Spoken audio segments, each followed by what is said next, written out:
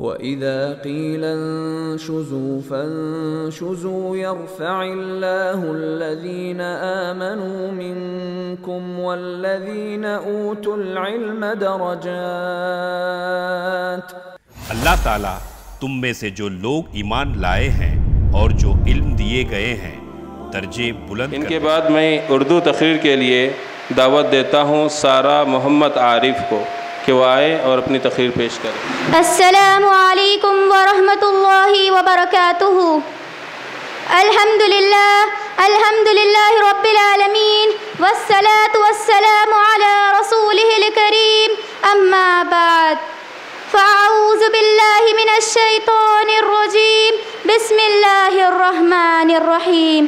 باوقار صدر جلسہ، معزز ذمہ داران جامعہ، مہمانان اعظم، علماء اکرام، مشفق معلمین و معلمات اور قابل قدر سامعین و سامعات، آج کے اس مبارک بزم میں جس عنوان پر لب کشائی کرنے جا رہی ہوں وہ ہے قبر آخرت کی پہلی منزل۔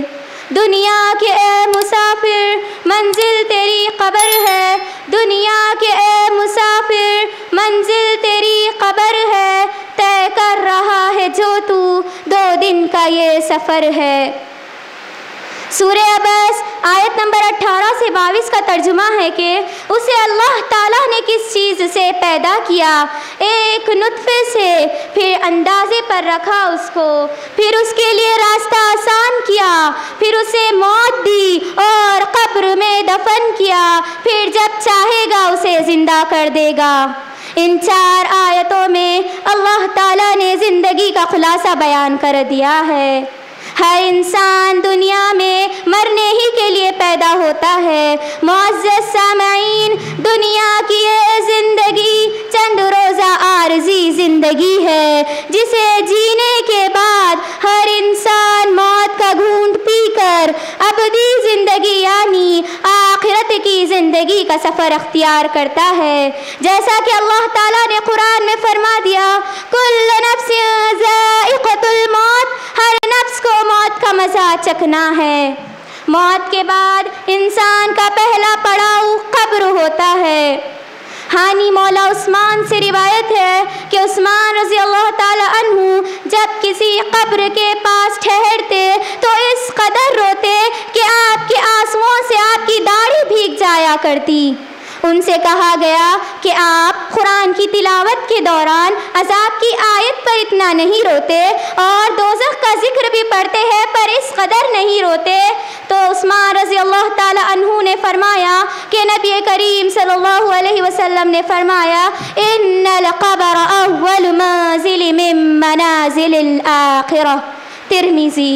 بے شک قبر آخرت کی منزلوں میں سے پہلی منزل ہے، یعنی جو یہاں کامیاب ہوا بعد کے مراحل اس کے لیے اس سے زیادہ آسان ہوں گے، اور اگر کسی کو پہلی ہی منزل میں ناکامی و نامرادی ہاتھ لگے تو ایسے شخص کے لیے باقی تمام منزلیں دشوار گزار اور نہایت ہی سخت ہوگی۔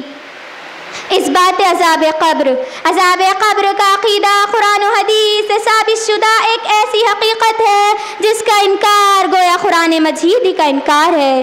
اگر کوئی شخص سورج کے وجود ہی کا انکار کر دے تو اس کی عقل پر ماتم ہی کیا جا سکتا ہے۔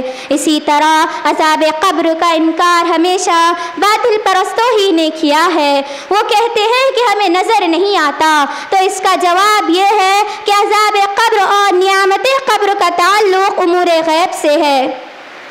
عذاب قبر قرآن کی روشنی میں سورہ توبہ آیت نمبر 101 میں اللہ تعالیٰ ارشاد فرماتے ہیں، وَمِمَّنْ حَوْلَكُمْ مِنَ الْأَعْرَابِ مُنَافِقُونَ وَمِنْ أَهْلِ الْمَدِينَةِ مَرَضُوا عَلَى النِّفَاقِ لَا تَعْلَمُهُمْ نَحْنُ نَعْلَمُهُمْ سَنُعَذِّبُهُمْ مَرَّتَيْنِ ثُمَّ يُرَدُّونَ إِلَى عَذَابٍ عَظِيمٍ، یعنی کچھ تمہارے گرد و پیش والوں میں اور کچھ مدینے والوں میں ایسے منافقین ہیں جو کہ حد کمال کو پہنچے ہوئے ہیں، آپ ان کو نہیں جانتے، ہم ہی ان کو جانتے ہیں، یقیناً ہم ان کو دوہری سزائیں دیں گے، پھر وہ بڑے عذاب کی طرف بھیجے جائیں گے۔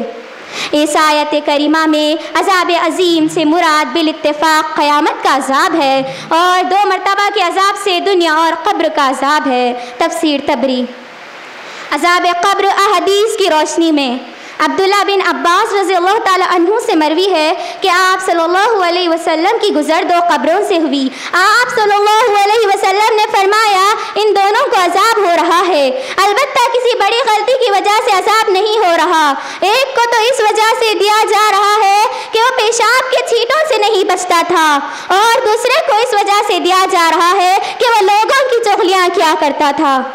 صحیح بخاری۔ براء بن عازب رضی اللہ تعالیٰ عنہ سے مروی ہے کہ ایک دفعہ آپ صلی اللہ علیہ وسلم تدفین کے موقع پر ایک قبر کے پاس بیٹھے رو رہے تھے، اتنا رو رہے تھے کہ آپ کے آنسوؤں سے نیچے زمین کا حصہ بھیگ گیا۔ پھر آپ صلی اللہ علیہ وسلم نے فرمایا یا اخوانی لمثل ھذا فاعدوا، اے میرے بھائیوں اس کے لیے تیاری کرو، یعنی قبر کی۔ سنن ابن ماجہ۔ صحیح مسلم میں ہے کہ انس رضی اللہ تعالیٰ عنہ سے روایت ہے کہ آپ صلی اللہ علیہ وسلم نے فرمایا اگر مجھے اس بات کا ڈر نہ ہوتا کہ تم مردوں کو دفنانا چھوڑ دو تو میں اللہ سے یہ دعا کرتا کہ وہ تمہیں قبر کا عذاب سنائے۔ اللہ اکبر۔ معزز سامعین و سامعات، ہر جنازہ گزرتے وقت ہمیں گویا یہ پیغام دے رہا ہے کہ آج ہم تو کل تمہاری باری ہے، کل تک ہم تمہاری طرح تھے اور آج کئی کاندھوں کے محتاج ہو گئے، کل تمہارا بھی یہی انجام ہونے والا ہے۔ کل تک ہم تمہاری طرح رنگ برنگے لباس پہنتے تھے اور آج کفن میں لپٹے ہوئے ہیں، کل تمہارا بھی یہی انجام ہونے والا ہے۔ کل تک ہم تمہاری طرح قیمتی سواری پر سوار تھے اور آج آخری سواری پر سوار ہے جو لوگوں کے چندے سے مسجد میں رکھی ہوئی تھی، جسے ہم ڈولا کہتے ہیں۔ کل تمہارا بھی یہی انجام ہونے والا ہے۔ آج تم اپنے گھروں، محلوں، کوٹھیوں کو چلے جاؤ گے اور میں آخرت کی پہلی منزل قبر کی طرف روا دوا ہوں، جو یا تو جنت کے باغوں میں سے ایک باغ ہے یا جہنم کا گڑھا۔ کل تمہارا بھی یہی انجام ہونے والا ہے۔ عقل مند وہی ہے جو اپنے قبر کی تیاری دنیا میں ہی رہتے ہوئے کرتا ہے، اچھے اعمال کی شکل میں۔ اگر موت کے بعد اپنی مرضی کی زندگی گزارنا چاہتے ہو، اگر موت کے بعد اپنی مرضی کی زندگی گزارنا چاہتے ہو تو موت سے پہلے اپنے رب کی مرضی کی زندگی گزار لو۔